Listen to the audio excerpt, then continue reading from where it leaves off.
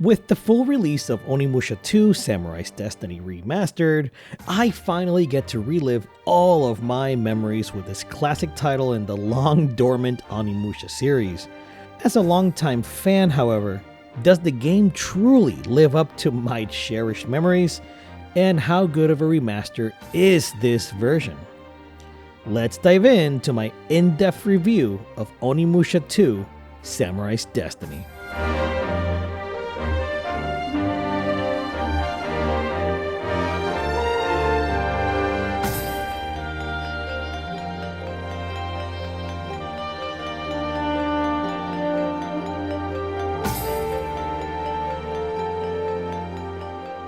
For this review and somewhat of a retrospective, I wanted to portray the viewpoint of someone who not only played this on release and fell in love with the game, but also someone that hasn't played the game in over 20 years. I genuinely cannot remember the last time that I played the original release on PS2, it's been that long. Also, there will be no major story spoilers, though I do have to mention some systems that may not be obvious on your first playthrough.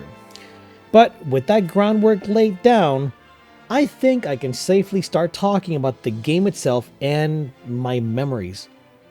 What exactly did I remember? And how does that match up to reality? First, the memories. When I originally played Onimusha 2 in the year 2002, the very first thing that captivated me was the incredible opening. The music choice, the cinematography and direction, the overall level of quality CGI for its time really blew me away. And this wasn't a game, dude! I also loved how colorful and vibrant the character introductions were. Even more so when juxtaposed to the first half of the intro, where you see Nobunaga and his men violently destroying what I think is Yagyu Village.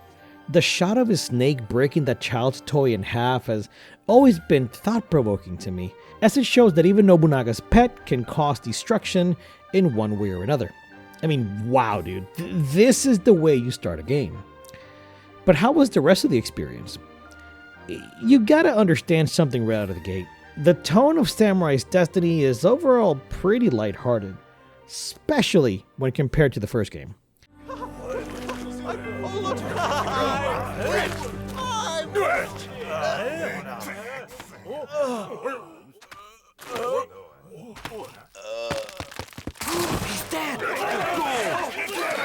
Some may find this a bit of a problem. Others, myself included, enjoyed this slight detour resulting in a somewhat odd but fascinating game. Onimusha 2 feels so weird at times, man.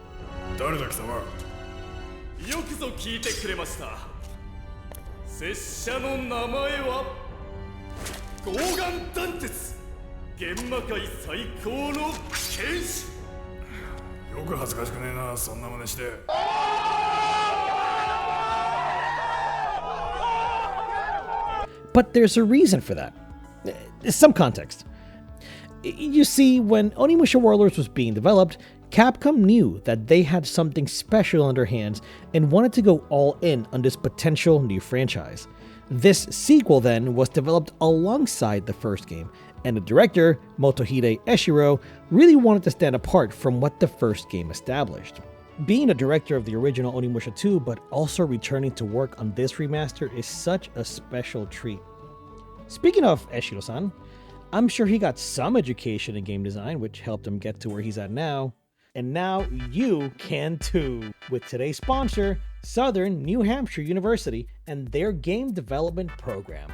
Are you stuck in a job that isn't bringing you joy? Are you unable to advance in your current career path due to a lack of education or experience? Consider pursuing a path as something you love. I'm assuming that you wonderful viewer, love gaming and maybe even considered gaming into game development like I myself thought so many moons ago. Well, now SNHU makes it easier than ever to enroll and begin your path into the industry of your dreams. SNHU is one of the largest online accredited universities in the United States and is radically affordable, their online tuition rates being some of the lowest in the nation. Your courses are taught by faculty with real-world experience, so you'll have opportunities to connect with people in the industry. And when you graduate, SNHU will still be there to help you as you begin your job hunt. You might also be eligible for financial aid or have previous college credits that could fast track your degree at SNHU. And going a bit off script here, I also personally believe in SNHU as I have family that went to and graduated from the university. Don't believe me? Here's a picture of us at his graduation. Yeah, the faces are removed though because it's their privacy. I don't want them exposed. I like my family. Not only will this benefit you though, but if you also would like to support the channel, check out what SNHU has to offer.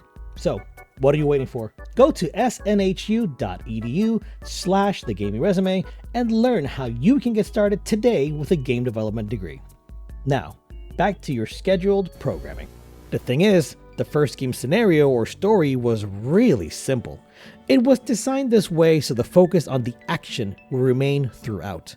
With the sequel though, the team wanted to focus on delivering a bigger adventure, and it shows.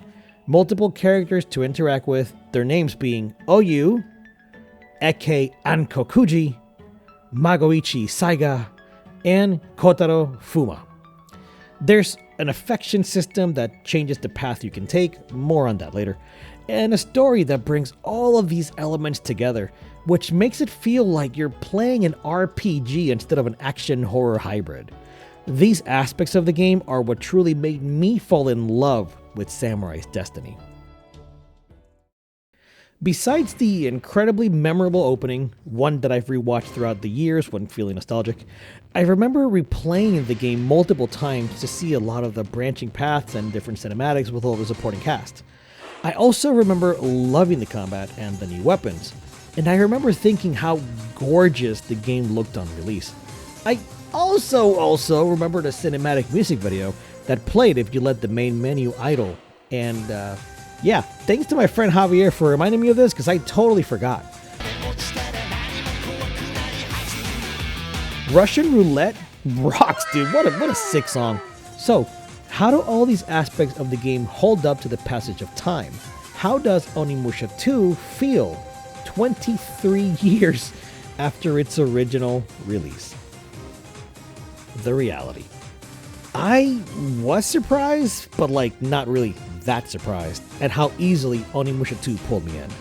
I was surprised because the passage of time made me question how much I really enjoyed this game, I guess, but also not surprised because like, dude, I loved this game.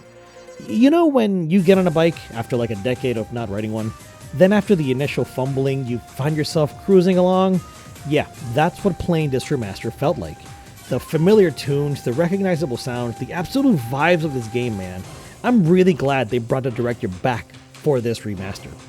And the music, like, it's such a standout too. Some tracks aren't as memorable as others, but to me, most are great. The main composer, Taro Iwashiro, had previously composed primarily for film, but also for anime series. For this game though, I think he knocked it out of the park. You could say he cooked. I'm sorry, I'm aging really poorly. And thankfully, the music is untouched, preserved in all its glory, unlike the first Onimusha remaster. Anyway, after witnessing the violent aftermath and the death of his people at the hands of Nobunaga Oda, you start the journey in Yagi Village playing as Jubei Yagyu, the main character of this adventure. You go through the motions of getting your soul-sucking power from your demon mama, happy Mother's Day, and then finding your way to the town of Imasho, the gold mining hub, where you will spend a large portion of your time. Yeah, this is without a doubt the Onimusha 2 I remember. Fun fact, the character Jubei Yagyu had his face modeled after the late Japanese actor Yusaku Matsuda, who influenced and inspired many manga and anime characters like Spike Spiegel from Cowboy Bebop. If you've not seen Cowboy Bebop, do that right now.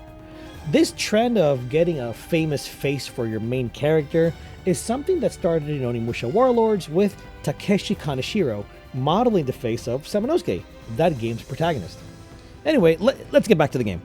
I already mentioned that this was a departure from Onimusha 1 in tone, but the game design was drastically different as well. Due to the focus on having multiple characters partaking in this adventure, and having them all be playable too, there had to be major differences between the two titles. So, how did the Oni 2 team decide to incorporate these ideas. Easy, item trading. As you play the game, you find or buy many different items that can be traded with these characters. These actions will affect a hidden meter, an affection meter, if you will, and you can raise your stats with these characters depending on the item that you trade. Some trinkets will be preferred over others, and the only way you can learn which is preferred or disliked is by the reactions the characters have when presented with said gifts. 本当だ。地球って丸かったんだ。すげえな、ジュベ。So, if you trade an item that they love, you will know. There's quite a bit of trial and error here, but some lovely folk on the internet have compiled an extensive document with all this information in a spreadsheet format. My recommendation? Play through the game one time as blind as possible, gifting whatever you want to whoever you want. Then, on a second playthrough, decide if you want to follow a guide or not. I still found myself really loving the system and seeing what character loved the blue parrot or the block of salt, for example.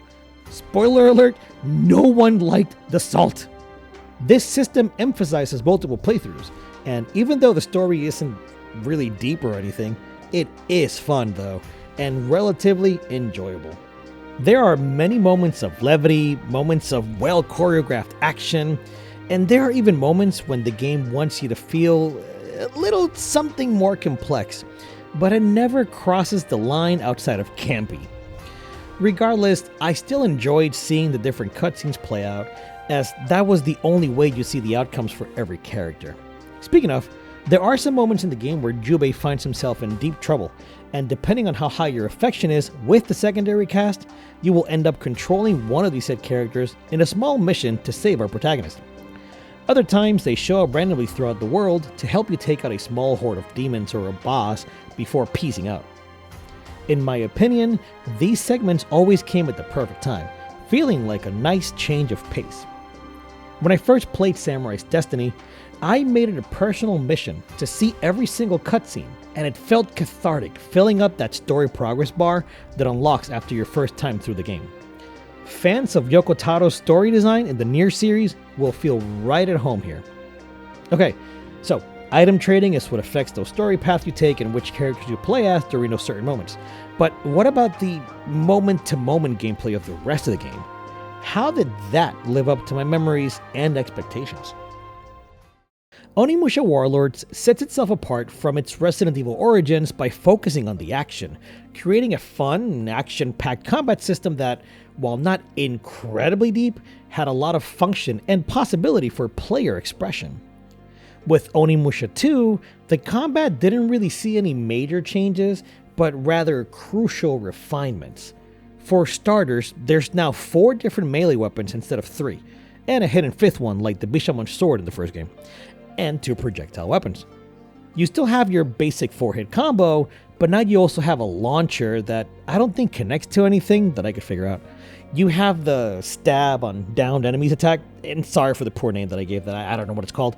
And then you also have your magic attacks, with each weapon having a different magic gauge and magic effect. Also, and new to the sequel, there are hidden special moves for each weapon, moves that can be pulled off when you find its corresponding scroll. These are typically performed by pressing up, then down, and the attack button in a short sequence, so they do require some precision. There are also charge attacks, which can be performed by holding down a button. These can be powered up and can charge 3 levels when you find the corresponding scroll. You get it. Eisen strikes, or critical hits, have also returned, and they still look as cool as they feel to pull off. To perform an Eisen strike, you must input an attack the moment an enemy's hit is about to connect with your character's body, or right after you deflect an attack at the right precise time. You can even connect these into multiple enemies if you time your attack inputs properly. Dude, when you pull these off, not only does it feel good, but you are awarded more souls, which gives this technique a risk and reward design philosophy. The game actually makes it worthwhile to get good. Then there's a new type of soul, purple. Editor Onyx here, and I guess I should mention that there are 3 different types of souls you can suck besides the purple. You got red, white, and yellow. Red souls are a currency used to purchase gifts and upgrade weapons and armor. White souls replenish magic. Yellow souls replenish health. Okay, now you know. These purple souls are collected in your gauntlet hand thing, and when you collect 5 of them, you can unleash an Oni form, at will, thankfully, that powers up your attacks for a limited time. Think of Devil Trigger from Devil May Cry. Add to this the fact that each of the characters you can play as have distinct combat styles from one another while using different projectiles and magic, and you have yourself a smorgasbord of variety. Ah, the sweet spice of life. Like, genuinely, Eke, for example, uses a spear that is similar to the spear weapon Jubei uses, but how they fight with the weapons is very different, and it gives each character a unique feel. This is fantastic design, and it helps those replays feeling a lot fresher than you'd expect from first impressions. Like I mentioned earlier, you can also upgrade your weapons to make them more powerful, but also upgrade 3 parts of Jubei's gear, which is new to this title. Each of these upgrades enhance attributes like running speed or defense, but also change the look of the armor, which is a welcome change. It feels like a progression rather than just getting a full armor upgrade like in Warlords. So, combat is a great step up, a beautiful refinement the way those rare perfect sequels achieve. Think Kingdom Hearts 1 to Kingdom Hearts 2, for example. The difficulty of the game is solid throughout as well. If you're not careful or are unable to perform Eason Strikes for those yellow souls to replenish your health, you may have a harder experience since those come at a slower rate without the Eason Strikes. However, the game just overall isn't very difficult. Until you get to like the last 2 bosses, I was surprised at the difficulty spike here. I ended up using almost all of my resources, which I guess isn't really a bad thing in hindsight. There's also a new difficulty mode called Hell Mode that I sure as hell am not touching, pun intended, as it seems to be more of a challenge run where you die in one hit and have to start over from the beginning. Dude, no thanks. Occasionally, you'll also find certain chests or doors that are opened by solving simple block puzzles or puzzles that use other outside items. These can be fun distractions, but they're nothing more than that. A way to break up the pace, essentially. There are also moments where you will see your allies in the areas outside of town, and you can interact to perform certain activities or side quests. OU, for example, wants you to help her train in a very difficult minigame. I really love how these small side segments add to the feeling of that grand adventure I mentioned earlier. Then there's the exploration, which is simple and very much a product of its time. You traverse the many environments by moving from different areas that come to life with some of the best pre-rendered backgrounds in any game. They already looked great in the first game, but in this sequel, the backgrounds look incredible. Using real-life recordings of flowing water or animating rustling leaves, for example, to add to their quality and vibrancy. We'll get back to the backgrounds and the remastered look in just a second, because first, we have to discuss the controls. The game originally used tank controls to move around due to those pre-rendered backgrounds, but for the remaster, they implemented a modern joystick option that changes things up quite drastically. You see, as soon as you tilt that control stick, your character will begin to move in the direction of your input almost immediately. For something as trivial as traversal, it's no big deal, aside from the jarring change of direction that occurs when the backgrounds and camera angle change, so the character you're controlling just looks a bit funny. But in combat, it's kind of a game changer. When you're holding down the button to lock onto an enemy, your only movement options are to dash forward towards the enemy, strafe left or right, or backing up from the enemy. If you use the joystick, however, the inputs come out faster when you input that direction, so it makes adjusting your position feel a lot easier to do. In the final fight, it almost trivializes the challenge that came with that design. So, I don't know, it's a bit of a double-edged sword. It feels better to move around, but in combat it's just a bit too powerful in my humble opinion. Okay, back to the look of this game. The original was striking, with some beautiful animations and textures, and if I remember correctly, all at a constant 60 FPS on the PlayStation 2. Zero complaints when it came to the graphics. The remaster, however, is a bit of a mixed bag. For starters, the pre-rendered backgrounds have been cleaned up wonderfully, and I personally have no complaints. For the sake of comparison and to illustrate my thoughts, here is some footage of the game running on the PS2's native resolution compared to the remaster.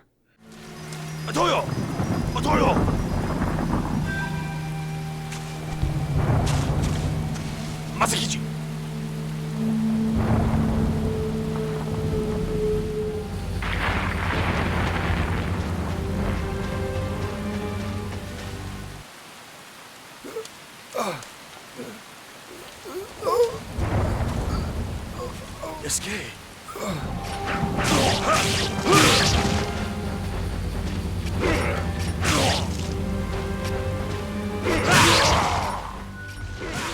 I then upscaled the resolution of the game to match my monitor's 1440p res.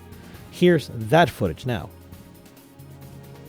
I've read many comments on Twitter, Reddit, and YouTube mentioning that the upscaling Capcom used was poor, and that there are a ton of artifacts everywhere, but I don't know, I'm just not seeing them. If there really are some issues with the artifacting of those background images, my experience was not affected by them in the slightest. The bigger issue that I have is that the camera in the 16:9 format has been zoomed in on some areas, and due to this, sometimes the backgrounds can look a bit off and in some cases lose a portion of the image themselves. Take this example, this area from early on, right outside Yagi Village. The top and bottom of the screen are cut off in the remaster while using that 16:9 option, which is a bit of a shame. Granted, there are two silver linings. One, on most areas, but not all, that have obviously zoomed in and lost some of the image, the camera will pan a bit as you walk through, showing the beautiful art that would normally be lost. But again, this isn't done in every single area, so again, not a clear fix. The other option is to simply play in 4:3, which retains the full image, but you lose screen real estate. I'll leave this one up to you guys to decide which option is better, so leave your thoughts in the comments below. I'm curious what you think. For what it's worth, I completed my first playthrough entirely in 16:9. The textures on the characters have also been cleaned up and look fantastic. I'm not sure if they're being rendered at 4K or if they can be cleaned up even more, but for now, the character models and weapon details look great. The particle effects also look great in high resolution. This is a step up in almost every aspect from the work done on the Onimusha Warlords remaster, which felt a bit underwhelming in this department. So, I finally get to answer the questions I proposed at the beginning of this video. Does the game live up to my memories, and is this a genuinely good remaster? The answer to both questions is a resounding yes. The game is as good as I remember it, though as someone who has played an innumerable number of games since then, and also follows the game industry pretty closely, I can see where some of the criticisms I've read of the game stem from. The narrative can feel a bit disjointed by the end, and if you don't seek out those additional cutscenes for those multiple playthroughs required, or seek a guide to do it all in one playthrough, which I don't recommend, it seems like a bit of a nothing burger. But if you look a little bit closer, take your time and give it a genuine shot, you'll notice that there is some genuine passion and love hidden underneath the camp and lighthearted nature of the package that is Samurai's Destiny. This is an impressive remaster that kept the essence of the original intact, and I think involving the original director helped in a massive way, and I can only hope that Capcom can replicate this level of success with the hopefully inevitable remaster of Onimusha 3 Demon Siege. I give the Onimusha 2 Samurai's Destiny Remaster a TGR Gold. With the lovely restoration of the original package, the inclusion of all the minigames, and a new gallery with music and concept art, remasters of classic titles just simply do not get better than this. And with that said, thanks for watching. I sincerely thank you for getting all the way to the end. If you liked the video, please consider giving the video a like as it helps it reach a wider audience. And if you want to see more Capcom related content, please do not hesitate to subscribe to the channel. Also, thanks to our sponsor, SNHU. If you want to support the channel, I greatly suggest you check out that link and click for more information, no purchase necessary. Again, thanks for watching, and I'll see you out there, Wandering Samurai.